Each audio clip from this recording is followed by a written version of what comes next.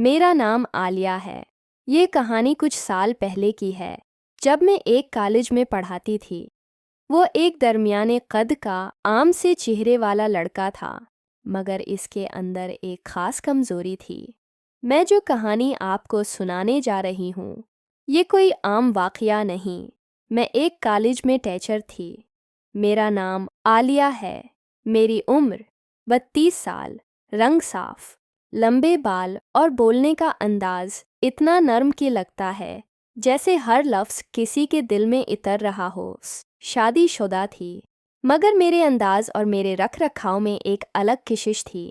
जब मैं क्लास में पढ़ाने जाती तो तमाम लड़के कोशिश करते कि वो मेरे सामने बैठ सकें, मगर कभी कोई लड़का अपनी बात ज़बान पर ना ला सका। एक दिन मौसम बहुत अजीब था। सुबह से आसमान पर काले बादल छाए हुए थे। दिन भर हल्की बारिश होती रही और जैसे ही कॉलेज से छुट्टी का वक्त आया, अचानक बारिश तेज हो गई। तमाम तुलबाई जल्दी जल्दी छितरियां खोलकर या दौड़कर गेट की तरफ जाने लगे। मेरा एक तालिब इल्म, जिसका नाम बिलाल था, वह लाइब्रेरी में कुछ काम कर रहा था, इसलिए बारिश की वजह से रुक गया। बारिश की आवाज़ बढ़ती जा रही थी और बारिश का शोर एक अलग ही फ़ज़ा बना रहा था। कॉलेज तकरीबन खाली हो चुका था। मैंने सोचा कि थोड़ी देर रुक जाऊं, शायद बारिश रुक जाए। इसके बाद घर चलती हूँ। मैं स्टाफ रूम के दरवाजे से बाहर आई। मैंने बिलाल से कहा, सुनो।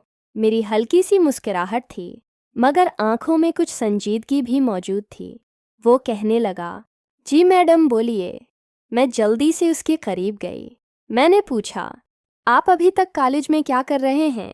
वो हल्के लहजे में कहने लगा, मैडम लाइब्रेरी से कुछ किताबें लेनी थीं, इसलिए रुक गया। मैंने आहिस्ता से सिर हिलाया, फिर कहा, बारिश बहुत तेज़ है, पता नहीं कब रुकेगी।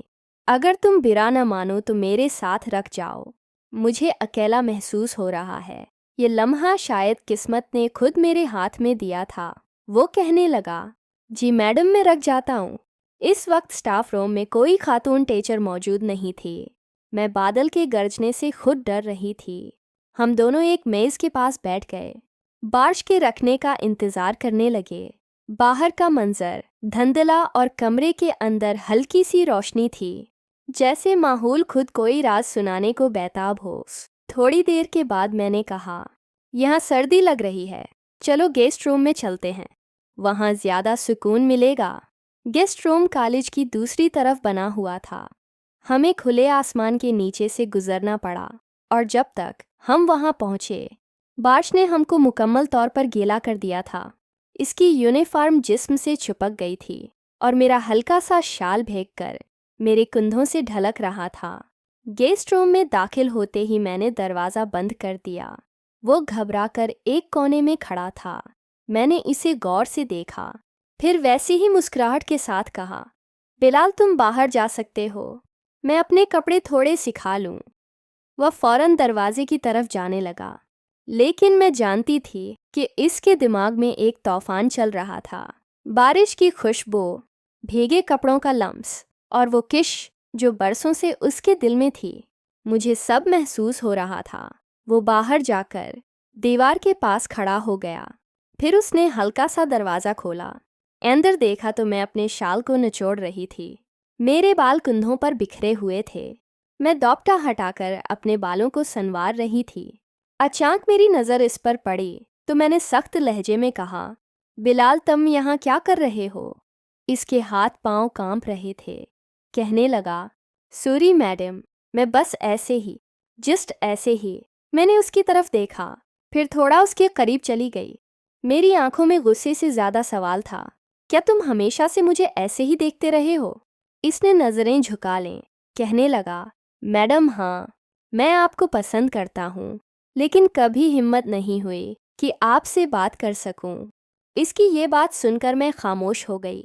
बाहर बारिश का शोर बढ़ता जा रहा था और कमरे के अंदर एक अजीब सी खामोशी छाई हुई थी।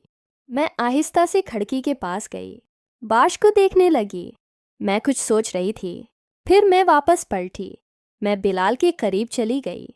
मैंने मुस्कुराकर कहा, बिलाल तुम अजीब हो, लेकिन आज शायद ये बारिश भी हमारे हक में है। वह मेरी बात सुनकर हैरान हो रहा था। मेरे अपने दिल की धड़कन इतनी तेज हो चुकी थी कि बारिश के शोर में साफ सुनाई दे रही थी। गेस्ट रूम की खिड़की से बाहर बरसने वाला पानी और अंदर का नीम अंधेरा मिलकर एक अजीब सा जादू पैदा कर रहे थे। मैं बिलाल के बिल्कुल करीब आकर खड़ी हो गई। मेरे बाल अब भी भीगे हुए थे। पानी की बूंदें कान के पास से नीचे गर्दन तक आ रही थीं। इसने नज़रें झुका लें, मगर मेरा दिल चाहता रहा था कि हर लम्हा महफूज कर लूं। मैंने धीरे से कहा, बिलाल तुम जानते हो शादी के बाद जिंदगी हमेशा वो नहीं रहती जो हम सोचते हैं। मेरी आंखों में एक गहरी थिकन और हल्की सी उदासी थी, लेकिन साथ ही कोई ऐसा जज्बा भी था जो छिपा हुआ नहीं लग रहा था। इसने आहिस्ता से मुझसे कहा, मैडम मैं समझ सकता हूँ, लेकिन कभी सोचा नहीं था कि मैं ये सब आपसे सुनूंगा। मैं हल्का सा मुस्कुराई, जैसे मैं खुद को संभाल रही थी। मैंने कहा, बिलाल आज बारिश ने सब बदल दिया। तुम हमेशा मेरी क्लास में खामोश रहते थे। इसने गहरा सांस लिया, कहने लगा, मैडम मैं आपको बहुत पसंद करता हूँ, लेकिन मैं डरता था कि आपको बुरा लगेगा। मैंने आहिस्ता से कहा, अगर मुझे बुरा लगता तो आज तुम यहाँ ना होते। मेरा लहजा नर्म था, मगर अल्फाज सीधा उसके दिल में उतर रहे थे। वह एक कदम आगे बढ़ा। कमरे की खामोशी में सिर्फ बारिश और हमारी सांसों की आवाज़ सुनाई दे रही थी। मैं अचानक मुस्कुराने लगी। मैंने कहा, तुम इतना घबराए हुए क्यों हो, जैसे पहली बार किसी के साथ बात कर रहे हो? उसने डरते हुए कहा, शायद इसलिए कि आप मेरे लिए ख़ास हैं। मैं कुर्सी पर बैठ गई और इशारे से मैंने उसे अपने करीब बुला लिया। मेरा लहजा नरम था, मगर अल्फाज सीधा उसके दिल में उतर रहे थे। वो एक कदम आगे बढ़ा। कमरे की खामोशी में सिर्फ बारिश और हमारी सांसों की आवाज़ सुनाई दे रही थी। मैं अचानक मुस्कुराने लगी। मैंने कहा, तुम इतना घबराए हुए क्यों हो, जैसे पहली बार किसी के साथ बात कर रहे हो?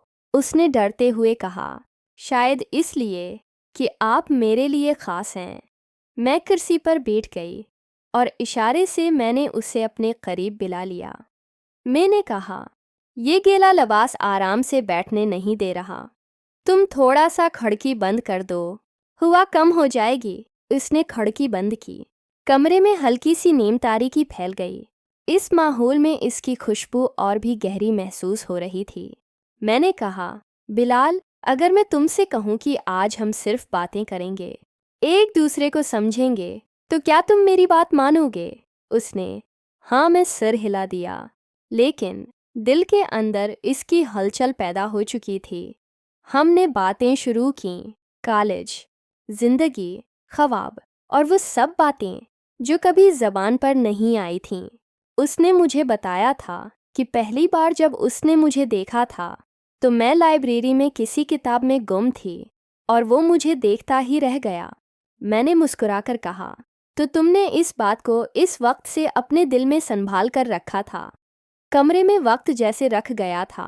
हर बात के बाद एक खामोशी आती और इस खामोशी में कई बातें छिप जाती थीं। थोड़ी देर के बाद मैंने बेंच पर रखा अपना शाल उठाया, मगर वो अब तक भीगा हुआ था। मैंने कहा, ये बारिश तो जाने का नाम नहीं ले रही। जाते हुए तुम्हारी किताबें भी गीली हो जाएंगी। वो कहने लगा, किताबों की फिक्र बाद में कर लूँगा, अभी तो बस ये लम्हा यादगार लग रहा है। मैं उसकी तरफ देखे जा रही थी। फिर मैंने आहिस्ता से कहा, बिलाल तुम अजीब हो, लेकिन अच्छे भी बहुत हो। एकदम गिरजदार बारिश की आवाज़ आई। एक लम्हे को मैं उसके करीब हो गई। मुझे ये आवाज़ हमेशा डरा देती है।